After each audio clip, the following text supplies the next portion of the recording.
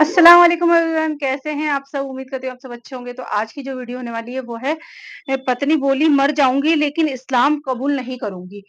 तो चलिए पहले हम इस बारे में वीडियो देखते हैं कि क्या है ये वीडियो, फिर करेंगे उसके बारे में बात और आप लोग भी लास्ट तक बने रहना। तो चलिए स्टार्ट करते हैं वीडियो।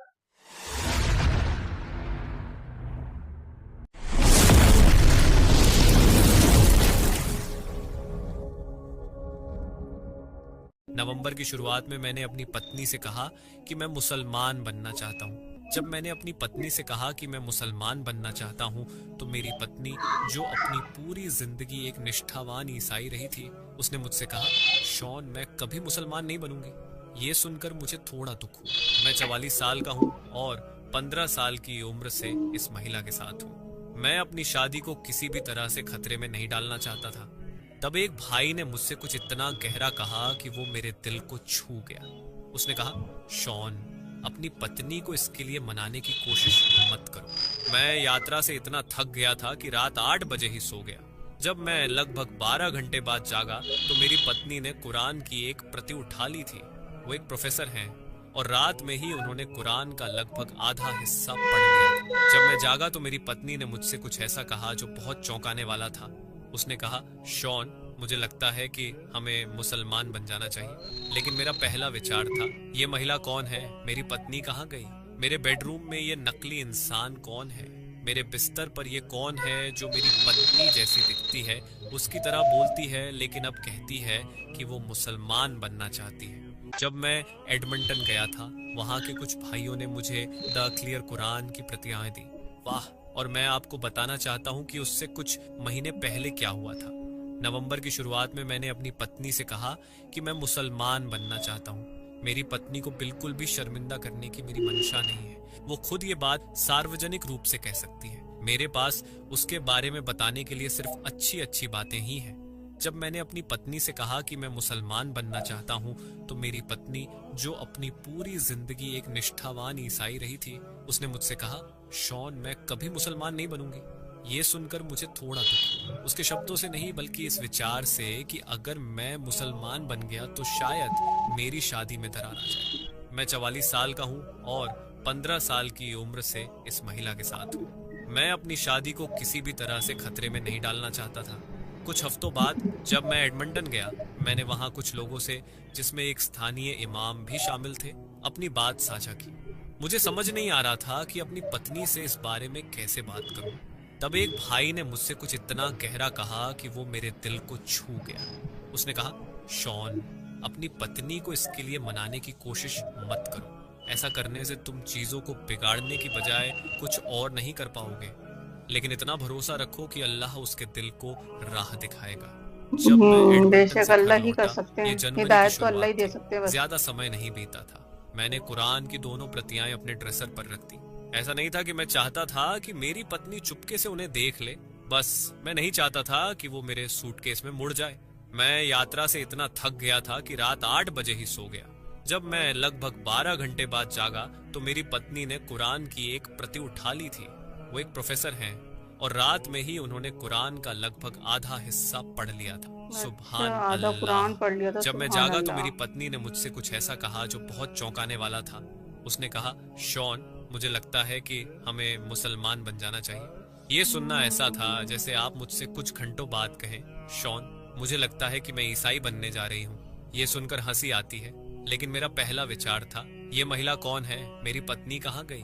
मेरे बेडरूम में ये नकली इंसान कौन है?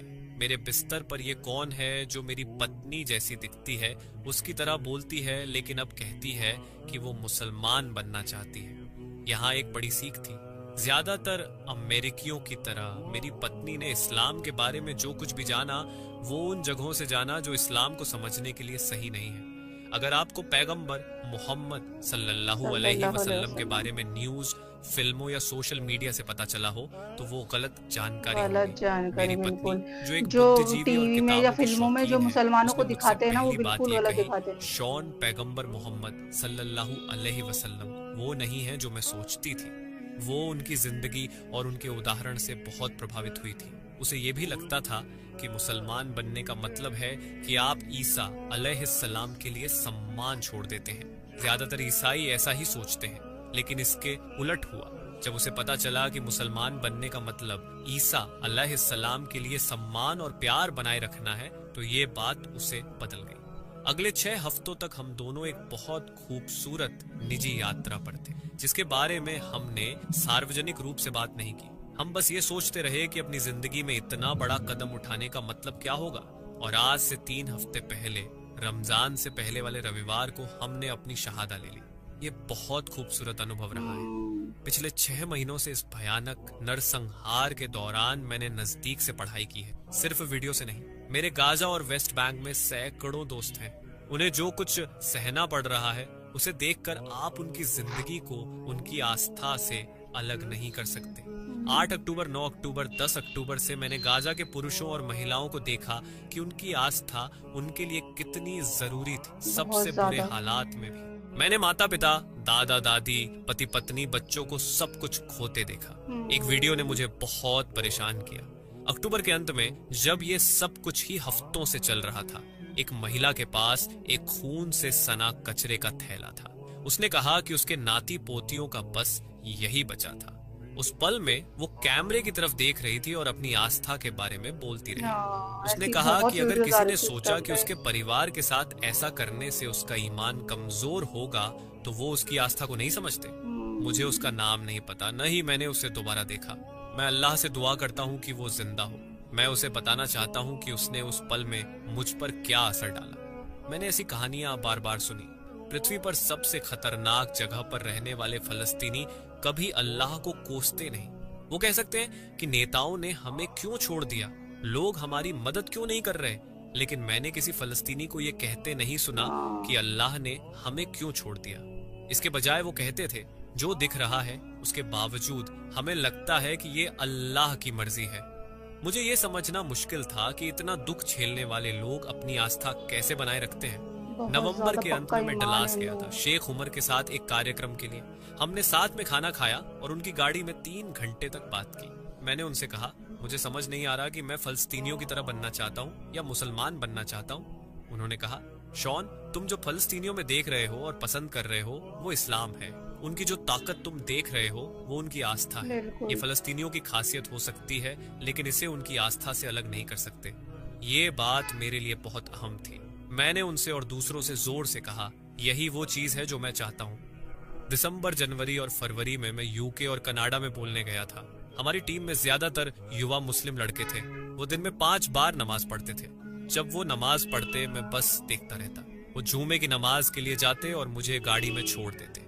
मुझे लगने लगा कि मुझे गाड़ी में नहीं, उनके साथ होना चाहिए। आखिरकार मैंने उनसे कहा, शायद मॉन्ट्रियल में, अब मैं नमाज के वक्त गाड़ी में नहीं रहूंगा, मुझे आपके साथ जाना है। मुझे लगा कि अब मुझे अपनी जिंदगी में ये बदलाव जल्दी करना है। ये बहुत खूबसूरत रहा है। अभी सिर्फ 3 हफ्ते हुए हैं, लेकिन ऐसा लगता है जैसे बहुत समय तो हो ये गया। थी वीडियो और आज की वीडियो काफ़ी अच्छी थी और देखिए अल्लाह ताला ने इनको कैसे हिदायत दी कि पहले तो अल्लाह ने इनको हिदायत दी, फिर इन्होंने जब अपनी वाइफ से कहा तो इनकी वाइफ जो थी वो कट्टर क्रिश्चियन थी, जिन्होंने बिल्कुल मना कर दिया था, मैं कभी मुसलमान नहीं बनूंगी। लेकिन अल्लाह ताला कहते हैं ना, जिससे अल्लाह ताला हिदायत दे, तो वैसे अल्लाह ने इनको हिदायत दी और इन्होंने एक रात में ही आधा कुरान पढ़ लिया है और इन्होंने फिर कुरान के बारे में जाना, अल्लाह के बारे में जाना, दीन के बारे में जाना, तो इन्होंने इस्लाम कबूल कर लिया, इनकी वाइफ ने भी।